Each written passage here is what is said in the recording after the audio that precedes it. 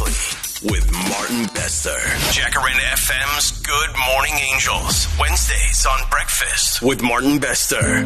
Good Morning Angels takes us to Mamelodi this morning. It is my pleasure to welcome special guests in studio. Let me introduce you to the first one for now anyway. I'm going to say hi to the original angel, and that is the person, Angel 1, who wrote to us. Anshin Verster, dankie vir jy geskryf het aan Good Morning Angels. Goeiemôre. Goeiemôre, Martin. But I'm going to have to switch to English, sorry. That's perfectly fine. That's perfectly fine. Before I introduce our other guest, I'm first going to speak to Angel 1. So it's you. You wrote to us, and people who write to us, to Good Morning Angels, normally feel very passionate about something or someone. It's more often than not about someone else. In this case, very much so. Who did you write to us about? So, Martin, I wrote to you about my friend Sihle. I'm going to try hard not to cry, but I'm also not going to make excuses for my tears. My friend Sihle, I've known her for 10 years. I know very few people who have been through so much pain and hardship, but yet get up again the next morning and give back to the people around them that are suffering, her and her husband, Subu. And so I wrote to you asking for help because I want to be able to lift their hands up high for the work that they're doing and for the plans for next year. So they support students in Mamelodi. They actually do a lot of different things in Mamelodi, but the particular request has got to do with supporting students who are struggling with their studies. And so Sihle, during the COVID years, met some children in her neighborhood, and they needed help with their schoolwork. And so she started working with them, gave them their Wi-Fi so that they could get online and continue with schoolwork. Oh, beautiful. And it started with 3 kids. And there's now over 100. Over 100? Over 100 children, and there are some that already have university entrance. Wow. So first and second year varsity, so TIX, UJ, Cape Peninsula University of Technology, a variety of different vocations, and it started in COVID. Sihle, with friends like Anshin, you're winning already. Sure. Yeah, no, I'm so privileged to have her as a friend as well. Yeah. Great friends, and I love that. Support network, friends, people close to you, around you, who lift you up. That's what makes life so beautiful. Yeah. So it started with 3 kids. So you gave them the Wi-Fi in COVID so they can continue their studies. Yeah. And then you realized, obviously, there's much greater need. Yes, so I was actually mentoring these 3 girls in my house, and I noticed that their school work was so behind since COVID affected a lot of schools in South Africa, and particularly in the townships, because back then online schools were not happening in the townships. Yeah. So that sort of caused a delay in the kids' progress. So that was very clear for me to notice when I started checking their schoolwork. So I started making my home available and allowing them to use their Wi-Fi, and I was helping them. They started inviting each other. 3 became 5, 5 became 20. My house became small. My husband was like, listen, let's just use a venue outside in the township. Sure. And it just grew from there. 20 became over 100 now. Wow. And you formalized it. We formalized it. Now we have a public non-profit organization, and we meet on Saturdays. Now we tutor grade 8 to 12s in physics, the core subjects, physics, accounting and maths.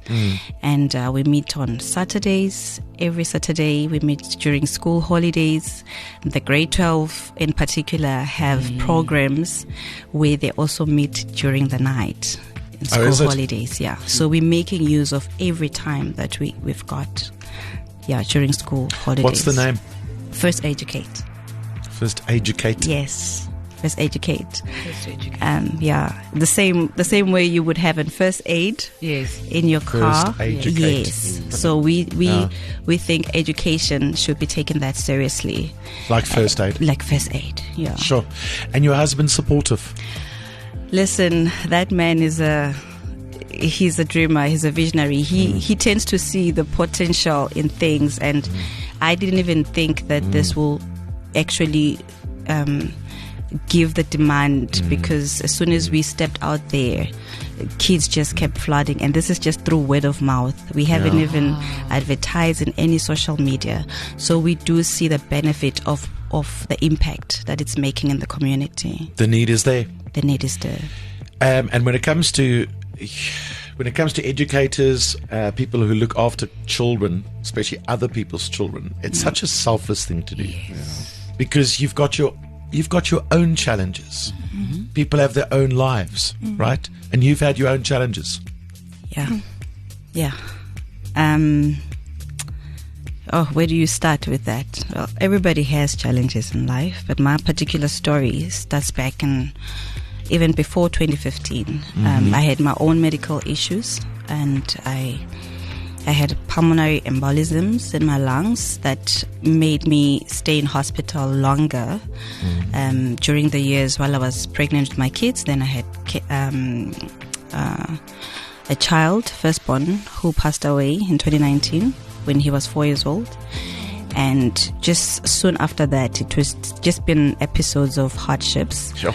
And then recently in 2021 I was diagnosed with stage 3 cancer, which I did the chemo, all the treatments, went into remission, but now it's back as stage 4. So I'm currently battling stage 4 cancer. But that's not an excuse to stop living. That's not my identity. I don't find my identity in that. I'm just thankful for opportunities to be able to serve even in hardships. Strength. The fact that you have gone through all of this and are going through all of this, and you and your husband, firstly, what a magical couple you two are. How magic to be able to see the vision together and support each other and go, we're going to keep on giving back to our community, and we're going to keep on raising other people's children and making sure that we leave a legacy. You're leaving a legacy. You're making sure that these children generationally will be uplifted in ways that are immeasurable. I have no through words. generations and through multiple hands as well. It's really amazing. Well done. And hopefully one day a formal school. That's Sihle's dream. Named after her. That's yes. I can see it. I can see the title above the school. So the Sihle Mlotshwa. Yeah. Shoo, I don't know where to start. It's so inspiring. So inspiring. How can we help? I wish I can build your school, Sihle. I wish I can do that. So but, excuse me. I'm glad you brought that up, because that's our long-term goal. Yes. We have realized the need in the communities, in the townships, that we need to work hand in hand with our government schools, because we see that these inescapable problems that are not going to be necessarily resolved today. Yeah. So if we're able to help, then we need to think bigger than just tutoring. So we already have partnerships with parents. Parents are believing in this program. Okay. They're seeing their kids advancing. I mean, we've got kids that come with 40% and then they graduate with a 75%. And that's our goal. So we want to have a space where we can actually invest daily through a school. So that's a long-term goal. And I wish I could just say to you this morning, I don't even know what a school costs. Yeah. Okay. Yeah. So I don't even know where to start. And I wish I could sit here this morning going, we're giving you a school. My gosh. Yeah. Wow. I had it in my mind like a moment ago, but then people will come after me. Where does one start? Is there a particular need now that we can help with? Yes. And what is that, Sihle? So we are at a place now where we're scaling up. Kids are coming flooding in. Sure. We are an organization that's highly dependent on volunteers and donations around. That's what keeps the program going. And we like even next year, we were looking at the budget. We're sitting at 1.5 million needs. Yeah. Because now million rands that we need to help us sustain just for next year. Yeah. That's So a lot. each year the needs grow.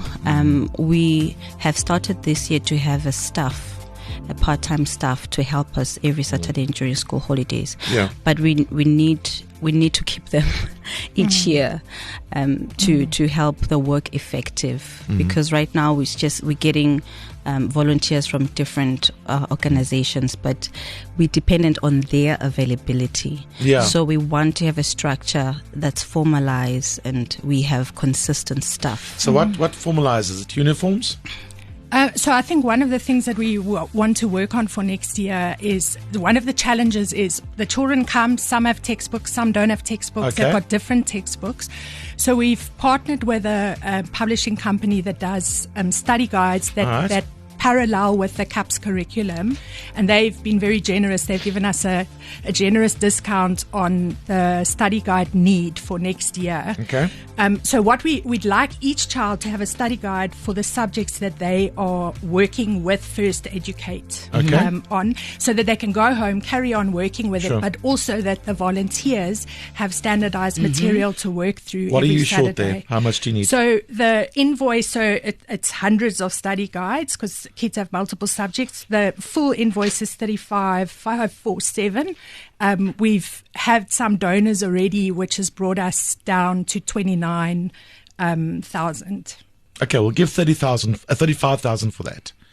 Okay, so 35,000 rand, and I'm going to double that and give you 70,000 rand this morning. And I know it's so small. You need so much more, but it's a start. It gets the ball rolling, Sihle, doesn't it? Thank you. It does. Gets the ball rolling. I'm hoping that someone on a phone this line, this phone here right here says, let's give them a school. Yes, that's exactly what I'm hoping for. But I don't know how much that would. But at least helping you get things in place. The study guides is Because, incredible. So study guides, Yeah. maybe that other 35,000 rand ek weet nie, daar's Can be obviously, used something else, but to start building right now.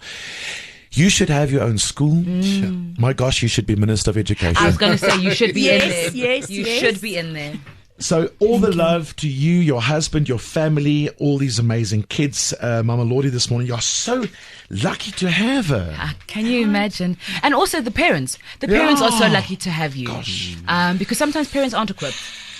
Thank you. Yeah, and I just want to say, my kids struggled during the lockdown years, during COVID, as did many, just in terms of education. They fell behind.